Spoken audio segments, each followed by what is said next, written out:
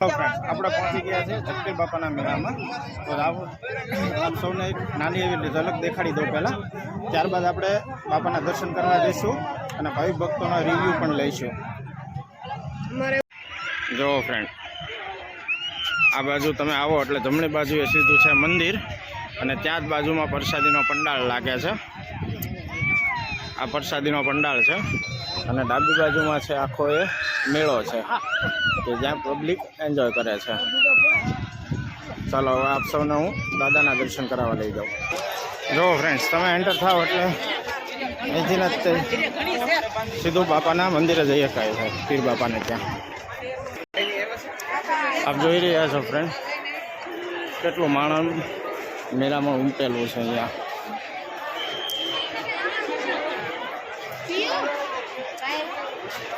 એ માણસો અહીંયા લાઈન લગાવવાની રહે છે, ત્યારબાદ મંદિરે દર્શન અને સાથે અહીંયા ડાયરો પણ છે. આજે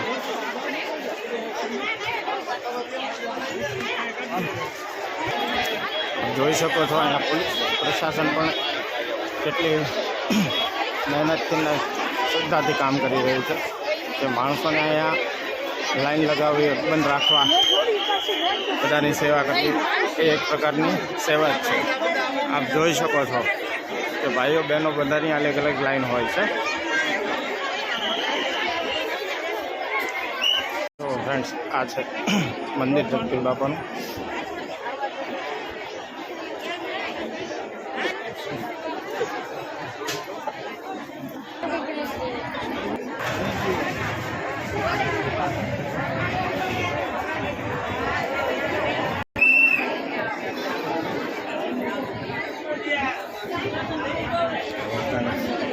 આ રીતની છે બાપાની. ફ્રેન્ડ્સ, જનરલ દિવસોમાં વચ્ચેનો દરવાજો ખુલ્લો રહે છે, પણ આ તો શું મેળાના મેળામણના હિસાબે બાજુના બંને દરવાજા ખોલ્યા છે કે જેથી પબ્લિક જલ્દીથી જલ્દી દર્શન કરીને નીકળી શકે, દરેક લોકોને દર્શન થાય. આ છે પીર બાપાની સમાધિ કે જ્યાં ભાવિક ભક્તો બધા ગમે છે.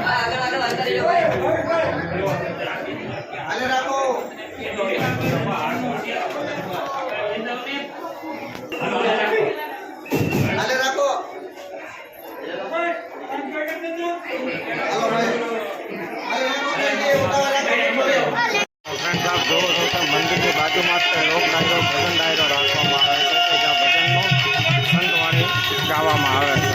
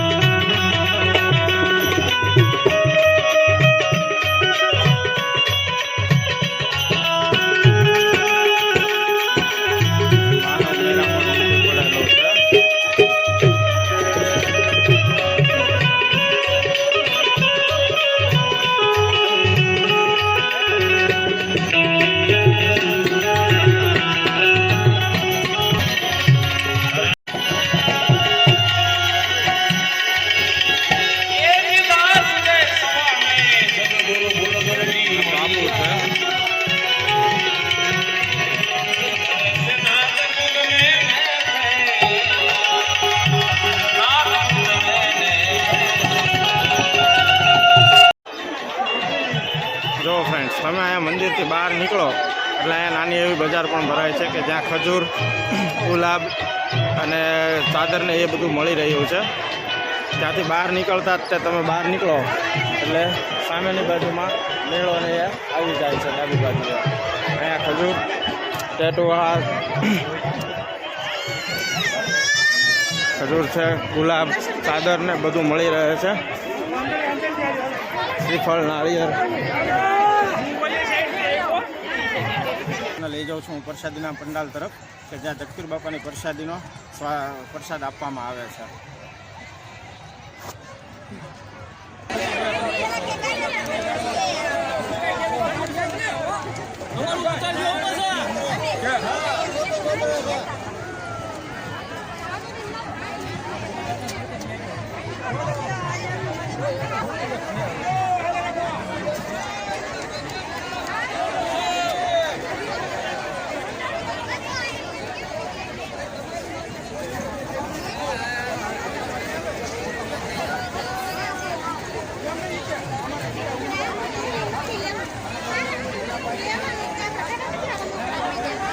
હજારોની સંખ્યાઓમાં માણસને અહીંયા પ્રસાદ જમાડવામાં આવે છે.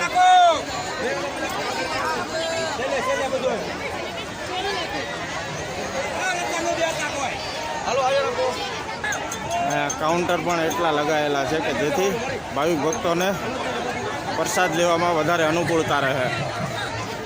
આપ જોઈ રહ્યા છો કેટલા પ્રસાદ લેવાના કાઉન્ટર કેટલા રાખેલા છે અને આ તો ખાલી બહેનોનો વિભાગ છે.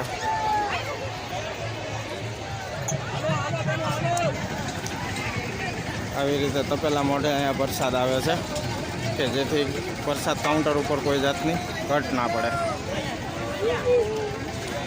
આપણે જેવી રીતે બહેનોમાં જોયું કેટલા કાઉન્ટર હતા એ જ રીતે ભાઈઓમાં પણ એટલા કાઉન્ટર છે.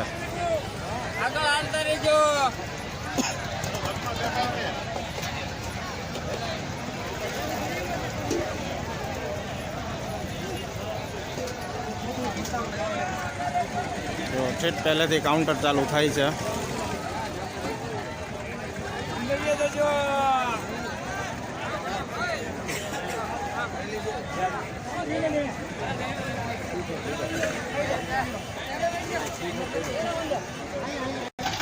સ્વયંસેવકોને છાશને એવું પણ પીવડાવવામાં આવે છે કારણ કે એ લોકોને પ્રસાદ ક્યારે લેવાશે એનું કાંઈ નક્કી જ નથી હોતું. આપણે આવી ગયા છીએ મેળામાં.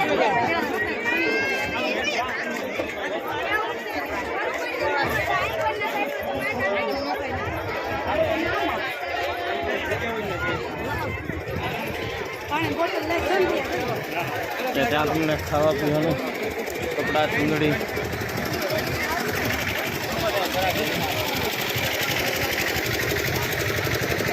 જો અહીંયા ચણિયા ચોળીને એવું પણ વેચવામાં આવે છે.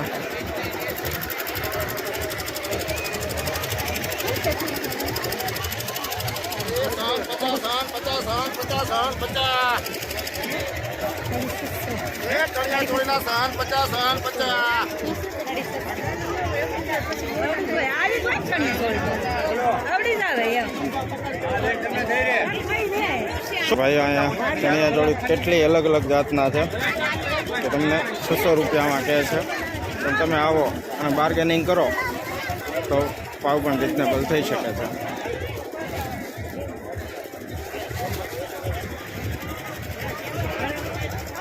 તો આ ભરચક ચણિયા ચોળીને એવું છે.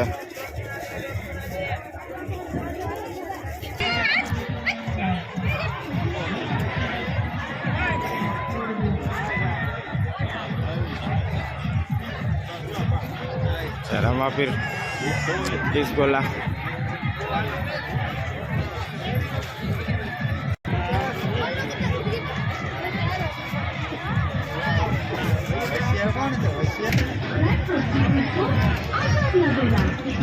बाबा सीताराम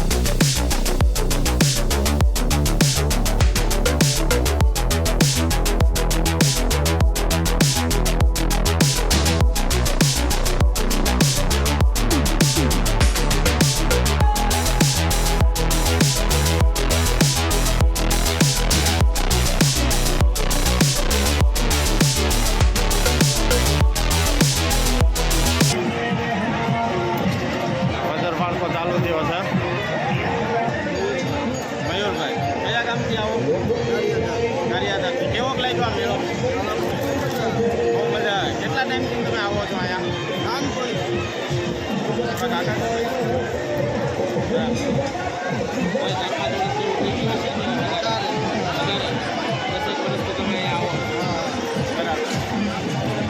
હલો ફ્રેન્ડ્સ, તો હવે આપણે નીકળીએ.